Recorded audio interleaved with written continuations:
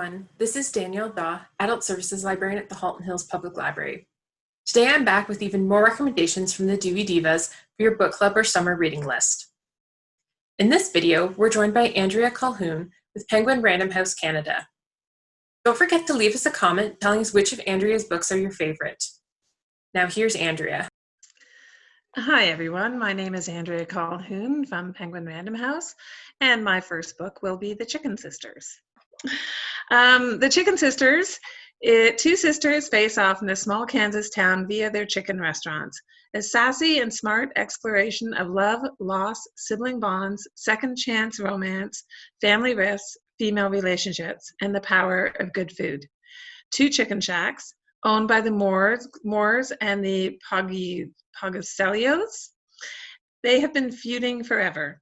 Amanda Moore married Frank. Now widowed and sick of being in the middle of this feud, she sends an SOS to Food Wars, the reality TV restaurant competition that promises $100,000 to the winner. But in doing so, she launches both families out of the frying pan and directly into the fire. Told in alternating chapters, Amanda and May's characters have very different points of view. This book is about more than trying to win Food Wars. It's more than trying to figure out who has the best chicken in the small Kansas town. While that is the basis of the book, this story dives into the issues of what bonds and breaks a family. This is also July's Reese Witherspoon's book club pick. My next book is The Prisoner's Wife. Isabella immediately fell in love with Bill when she saw him in a group of British prisoners who came to help on the farm during World War II. They secretly married and escaped the farm, her dressed as a man and mute, until they were caught and put in a POW camp. Brooks' fictionalized account of Isabella's brave deception is based on the true story of a Czech woman who disguised herself as a man to remain in the POW camps with her British husband. Inspired by her father, who was a prisoner of war, meticulously researched, The Prisoner's Wife illuminates parts of World War II not often explored, the harrowing conditions in the POW camps and labor camps, and the close friendships that developed between the British soldiers, friendships that are crucial in keeping Isabella's secret. The next book is The Authenticity Project, a mysterious green notebook that becomes the vehicle by which a group of unlikely friends connect and romances bloom. The story alternates between the different characters who write in the notebook, started by Julian, an older man who decides to write his truth down in a green notebook and leave it somewhere. Each character has their story to tell and their own authentic selves to share, which they do through the notebook. Not only does this story show the reality of humanity, it shows the ripple effect that each person can have on each other. Actions can have a larger impact than what anyone might expect. Julianne is one of my favorite characters, and you find out near the end of the book that not everybody's truth is an actual truth. And this is an essential part of the story. This book is Rosie Project plus Love Actually. It really makes this book charming. It's a really feel-good story. How a Woman Becomes a Lake is a Canadian author. After calling in to police about a boy found in the woods, the woman disappears during a New Year's Day walk with her dog. A slow burn mystery that has a lot to say about relationships, childhood, and human flaws. How close to the truth can you get?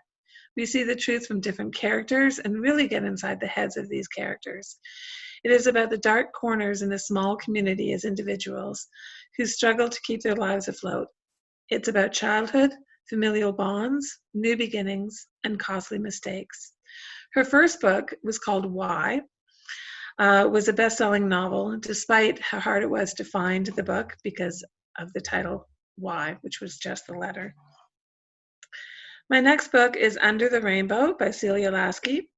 This is a debut author, and this is a book when a national nonprofit labels Big Burr the most homophobic town in the U.S. They send a task force of queer volunteers as an experiment.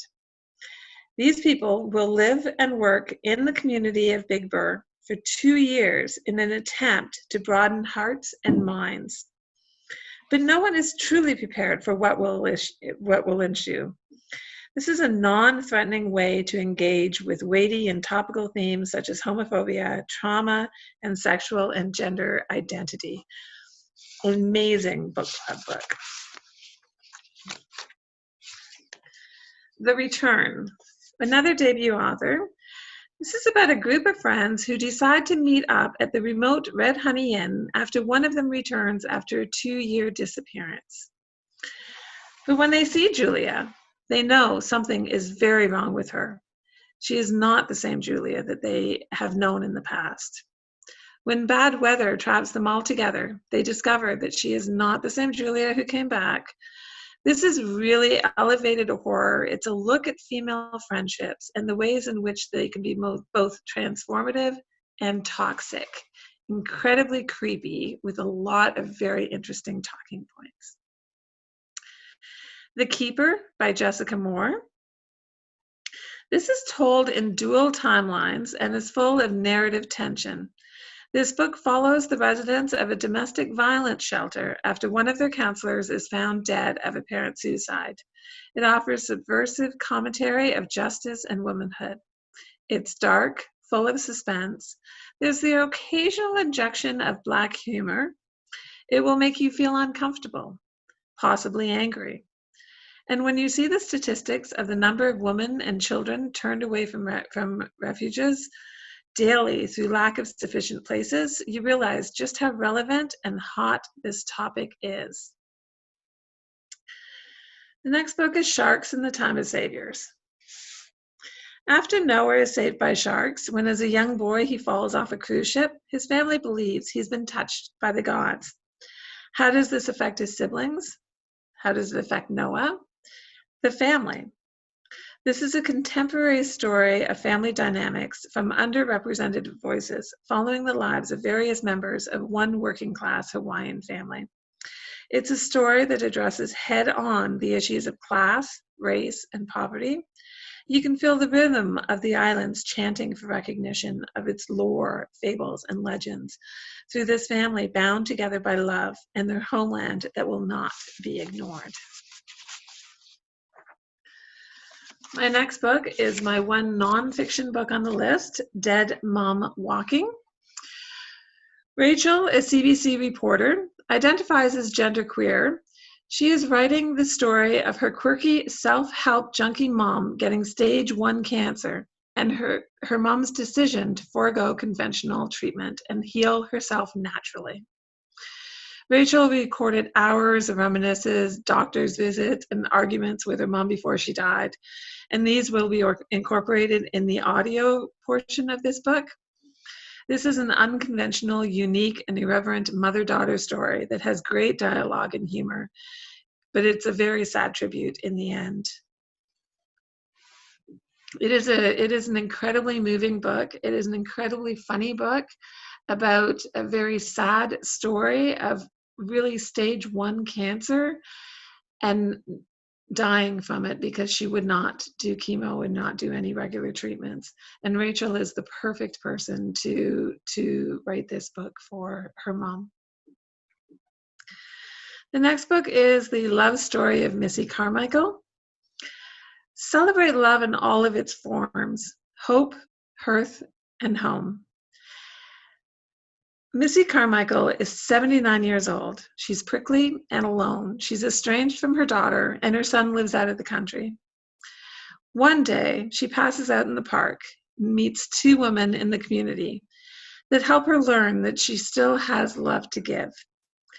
This book is a slow burn. It's heart-wrenching, it's poignant, it's a lovely story, and especially the last parts are a little heavy.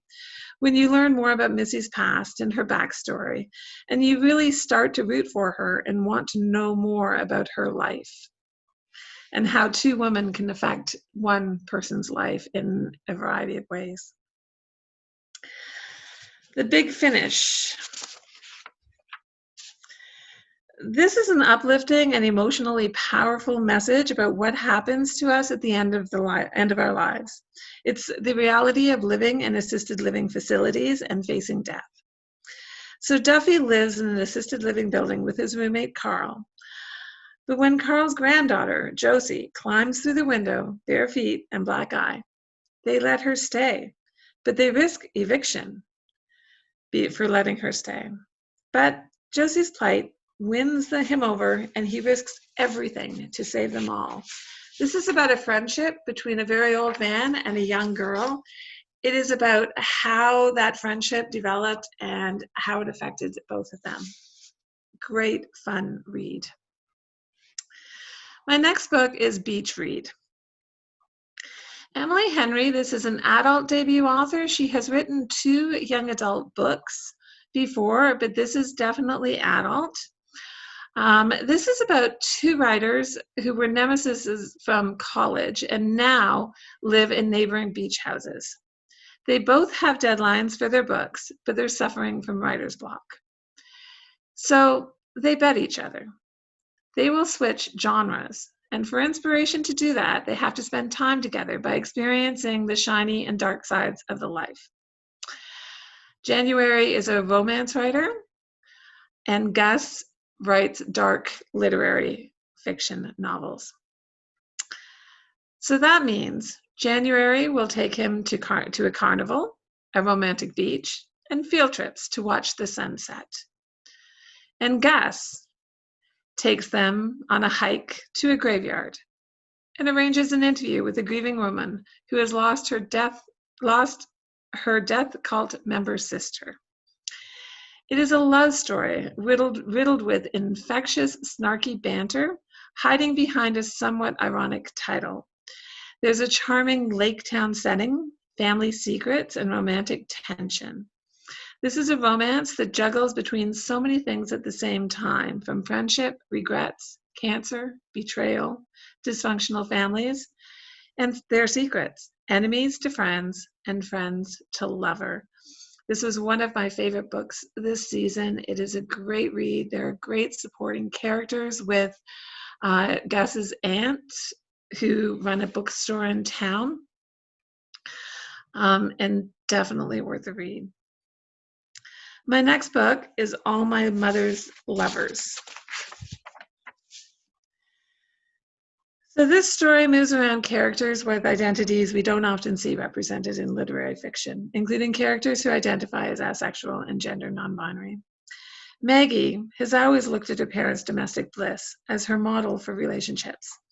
But when her mom dies in a car crash, Maggie receives 5 sealed envelopes addressed to 5 men, all strangers to her.